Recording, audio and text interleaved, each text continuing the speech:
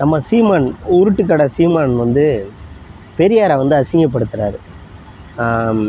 ஏழை மக்களுக்காக தன்னோட சொத்தை எழுதி வச்ச பசும்பொன் முத்துராமலிங்க தேவர் ஐயா ஜாதி தலைவராகவும் 70 வயசில் தன்னோட சொத்துக்காக வேற கல்யாணம் பண்ணிக்கிட்ட பெரியார் வந்து புரட்சியாளராகவும் எப்படி ஏற்றுக்கிட்டாங்க அப்படின்னு சொல்கிறாரு.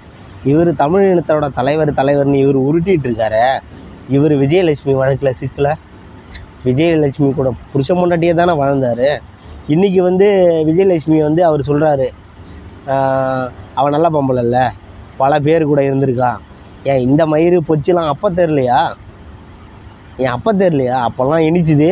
இப்போ உனக்கு தேவையில்லன்னொடனே உனக்கு கசக்குது. உனக்கு தேவைன்னா தூக்கி சுமப்ப, தேவையில்லன்னா எட்டி வச்சிருவ. சரிப்பா, நீங்கள்லாம் சொல்கிறீங்க இவர் தான் தமிழகத்தின் தலைவிதி, இவர் தான் தமிழ் இனத்தின் தலைவர், இந்த இதெல்லாம் சொல்கிறீங்க. சரி, ஓகே. இவர் தமிழ் இனத்துக்காக என்ன பண்ணிட்டாரு? செத்துப்போன பிரபாகரனை வச்சு அரசியல் பண்ணுறாரு. செத்துப்போனவங்களை வச்சு வாழ்ந்துக்கிட்டு இருக்காரு.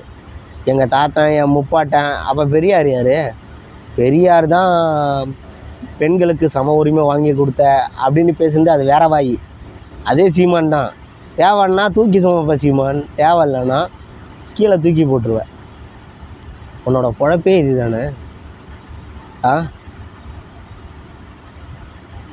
உங்களோட பொழப்பே இதுதான். இதை தவிர வேறு எதுவுமே தெரியாது.